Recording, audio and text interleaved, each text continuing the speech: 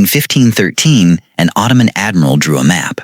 Antarctica would not be discovered for another 307 years. The map is in Istanbul, and no one fully agrees on what it means. The map is called the Piri Reis map. It survives as a fragment showing the Atlantic coasts, South America, and at the bottom, a continuous landmass running along the southern edge. That landmass is the problem. The argument: that southern landmass matches the sub-glacial coastline of Antarctica with a precision impossible for 1513. The ice has covered Antarctica for millions of years. No known civilization mapped under it. Piri Reis writes that he compiled the map from many sources.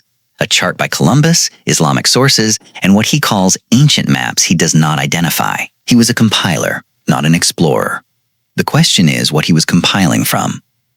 The Ottoman Empire sat at the intersection of European, Arab, Persian, and ancient Greek cartographic traditions. Piri Reis had access to portolan charts and materials from centuries of geographic translation. Charles Hapgood's 1966 book, Maps of the Ancient Sea Kings, argued the map showed evidence of a lost civilization that had mapped the entire world before recorded history. He argued the accuracy was impossible without advanced spherical geometry.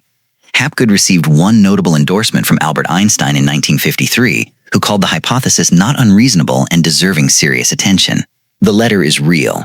But it was Einstein engaging with an interesting idea, not endorsing it as scientific fact.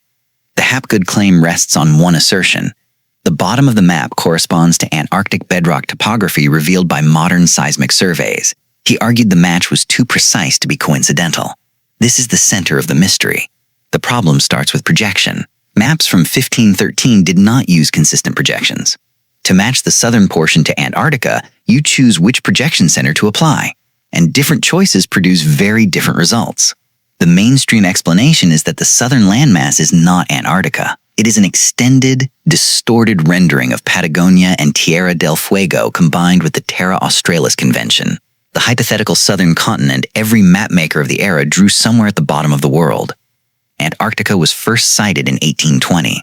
The subglacial bedrock was not measured until the 1957 to 1958 International Geophysical Year surveys. A precise subglacial map existing in 1513 requires explaining an enormous gap.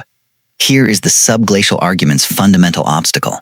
For Antarctica to have been mapped ice-free, it had to be ice-free.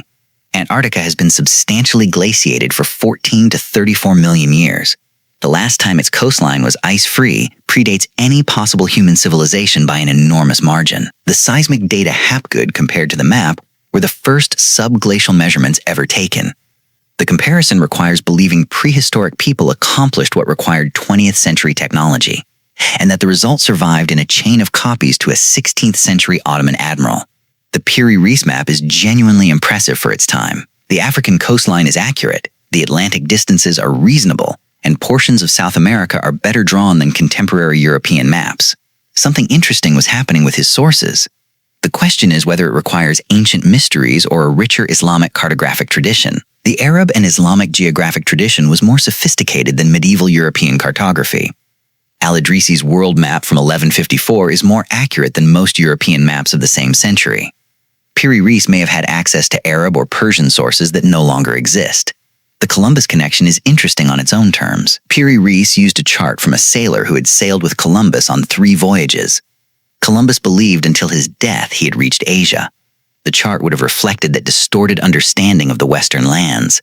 The surviving fragment is roughly half the size of a newspaper page, drawn in ink on parchment and annotated in Ottoman Turkish. The southern landmass appears attached to South America and resembles what mapmakers called Terra Australis, a conventional theoretical continent, not a specific map of Antarctica. The map was rediscovered in 1929 in the Topkapi Palace Library in Istanbul, folded inside a pile of other materials. Piri Reis was executed in 1553 by the Ottoman Sultan for unrelated reasons, and his papers sat largely unexamined for nearly 400 years. The rediscovery timing matters. It was 1929, decades before the seismic surveys. When Hapgood made his comparison in the 1950s and 1960s, he was comparing a 1513 map to measurements just taken for the first time. The comparison was novel. It was also, according to professional cartographers, less precise than he claimed. Professional cartographic analysis has been largely skeptical. Gregory McIntosh's 2000 study concluded the southern landmass matches Patagonia and Tierra del Fuego extended and distorted, not Antarctic bedrock. The precision Hapgood claimed required selective data and flexible projection corrections. Other contemporary maps show the same problem. The Waldseemüller map of 1507 and the Orange-Fien map of 1531 both show large hypothetical southern continents. Some produce Antarctica matches as close as Piri Reis using the same methods.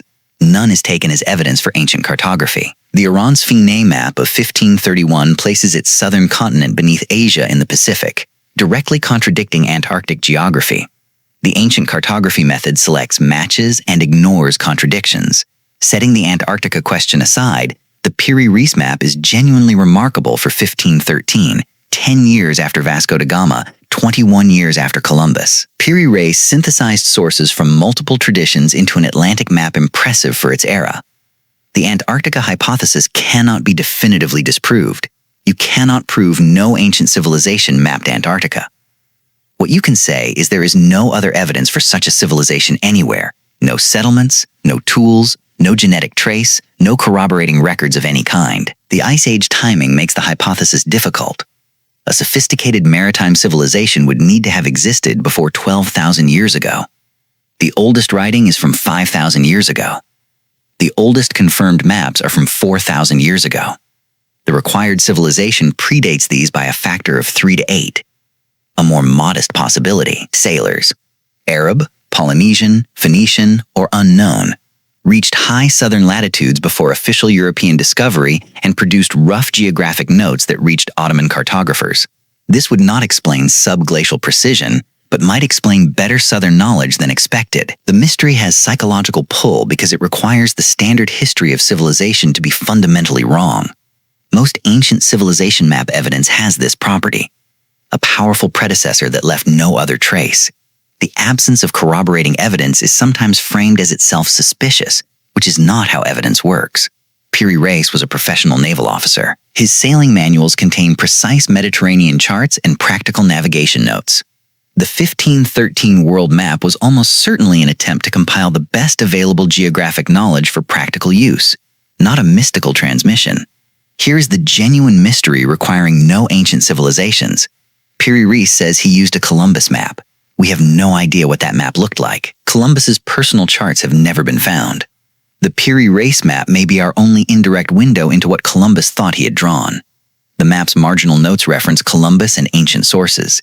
These notes are cited selectively, taken at face value when they support mystery interpretations, questioned when they don't. That is not how historical documents should be evaluated. By 1513, Portuguese explorers had already reached the southern tip of South America. Magellan would circumnavigate the globe 6 years later. Patagonia and Tierra del Fuego were being actively charted in exactly the years when Piri Reis was compiling his map. Quantitative tests of the Antarctica correspondence show matches to South America are statistically significantly better than matches to Antarctica. The visual impression of Antarctic correspondence depends entirely on which reference points you choose. Select different ones and the match disappears. Antarctica and southern South America are not dramatically different in gross outline. Both are roughly triangular, tapering south. A distorted rendering of Patagonia would look, to someone unfamiliar with either coastline, like a possible match for either landmass. The visual resemblance is real. Whether it is meaningful is disputed. The U.S. Navy Hydrographic Office found the correspondence with Antarctic's subglacial coastline remarkable in 1960. The Library of Congress was more cautious. Different experts looking at the same artifact reached different conclusions, which tells you how much interpretive judgment the comparison requires. What is definitively established? The map exists, it dates to 1513, it shows a southern landmass, and it is more accurate in some areas than comparable European maps. What is not established? That the landmass is Antarctica? That it represents subglacial topography? Or that any source came from an unknown civilization? The source maps Piri Reis compiled from, the Columbus chart, the ancient maps he referenced, have not survived. The Topkapi Palace Library has thousands of Ottoman manuscripts and has never been fully cataloged. Other relevant documents may still be there, unexamined.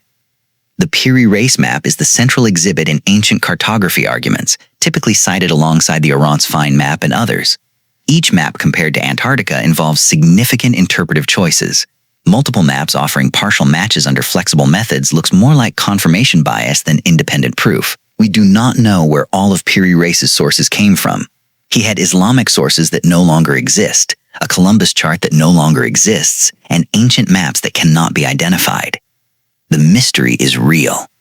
The explanation, a prehistoric Antarctic mapping civilization, is the most dramatic interpretation, not the most supported one. There is something worth preserving after the ancient civilization hypothesis is set aside. The Piri Reis map shows that geographic knowledge traveled through channels we have lost track of. The Islamic cartographic tradition, the knowledge of Arab and Persian sailors, the charts of mariners whose records have not survived. These things existed and shaped the maps we have. The map from 1513 has never been fully explained. The sources Piri Reis used have never been found. The coastline at the bottom remains what it has always been, a shape on old parchment that looks, under certain conditions, like something that should not be there. Whether it is a mistake, a convention, or a memory of something older, the map is still in Istanbul, and the question is still open.